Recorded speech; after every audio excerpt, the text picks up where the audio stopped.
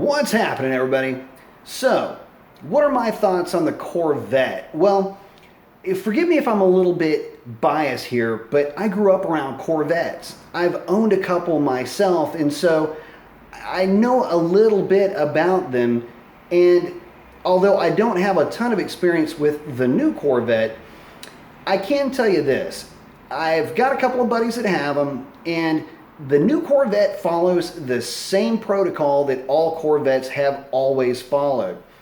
Big, reliable, powerful engine with a strong transmission in a two-seat platform, fairly lightweight, and is the top performer of the American muscle cars, or it's the only American sports car now since the Viper's dead. But even when the Viper was around, the Viper was never really a competitor to the Corvette. I mean, yeah, you can say that it would compete with the Z06, at least dollar for dollar, but the reality is that there was never a Viper that could compete with a base model Corvette of any year. And that's over the last 25 years that Viper was around. So, yeah, there's that to consider. But the Corvette itself, the new one, I've got mixed emotions with that car. On one hand, it's a Corvette, and I'm going to like it. It's as American as apple pie. It is ingrained and woven into the fabric of America and all things that are America. But my mixed feelings come from, if you look at the Stingray, the styling of that car, it's like they just shut the budget off after about the first 3/4 of that car. I don't know if it's the weird rear wheel offset on that thing, but I don't know. It just doesn't look right to me. Unless you're talking about the Grand Sport or the Z06, and to me that is what a Corvette is supposed to look like. But if it looks like that, I don't want it to have the same engine that the Camaro has. That 455 horsepower, 6.2 liter it's an amazing engine, but if the Camaro has it, I want the Vette to have more. I want that Grand Sport. If the base model has 455, I want that Grand Sport to have 505. You know, match the old Z06. That's kind of what I'm looking for, and unfortunately, it just didn't work out that way.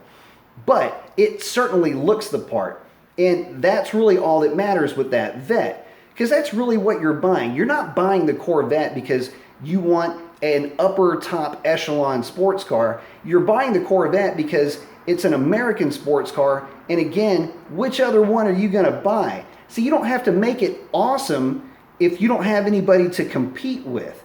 And the cool thing about the Vette is that anybody can drive it.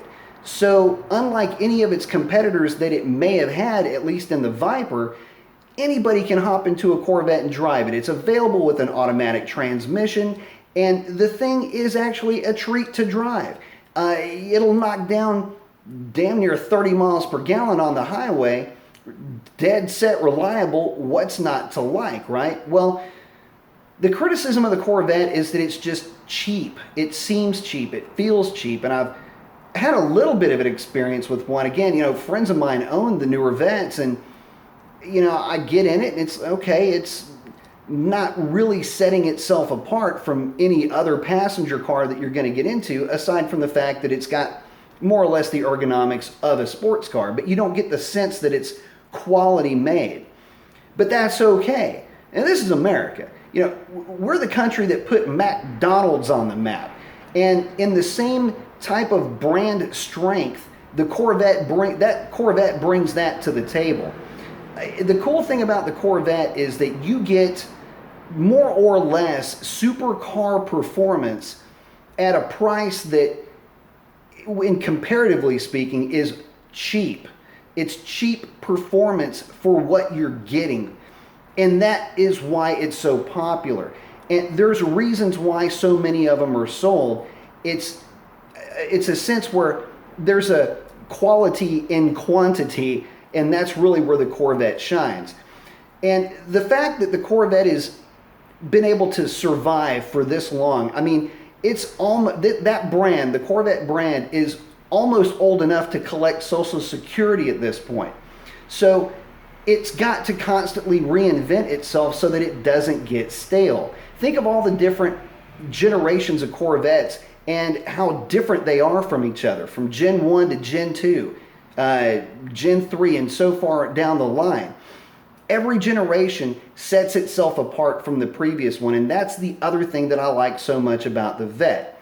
Even though it may not resonate with me, that body style is going to resonate with somebody that might be a lot younger than me, a future car guy, and he sees that Corvette and he sees that that's his generation of American sports car.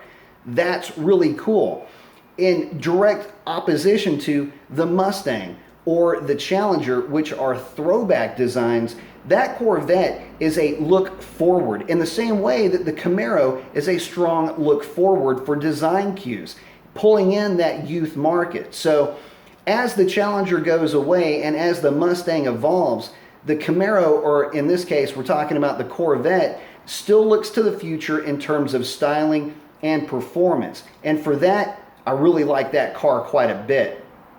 Even though I might not like the base Corvette, again, I still love the way that the Z06 and the Grand Sport look. To me, that is what a Corvette is supposed to look like. It's just a drag that it doesn't have a significant amount more power than the Camaro does. And again, if I'm a Corvette guy, I'm looking at that thinking I got a little bit slighted. Could have done a little bit better. At least give the Corvette guys something to brag about, as opposed to just, yeah, it does better in the quarter mile or it handles better simply because it's lighter. So those are my thoughts on the Corvette in a nutshell. I like the car a lot in that it is a Corvette. You know, it exists as a Corvette. And even though it might not necessarily be my cup of tea today, it's definitely going to be somebody's cup of tea either today or down the line. And that's what makes the Corvette awesome. And the next generation will be even that much better. You know, there's talk about them having a mid-engine variety of that Corvette. And people, if you're not if you don't know the history of Corvette, that's actually kind of a cool thing. That's something that has been talked about for the last, I don't know, 40 or 50 years for the Corvette. So it'll be neat if they do have that mid-engine Corvette finally be released. It's something that it is a little bit of a throwback, so to speak, just in where the Corvette was going many generations ago. But that's it. That's a wrap. Those are my thoughts on the Vette. Post up what you think about it. Adios.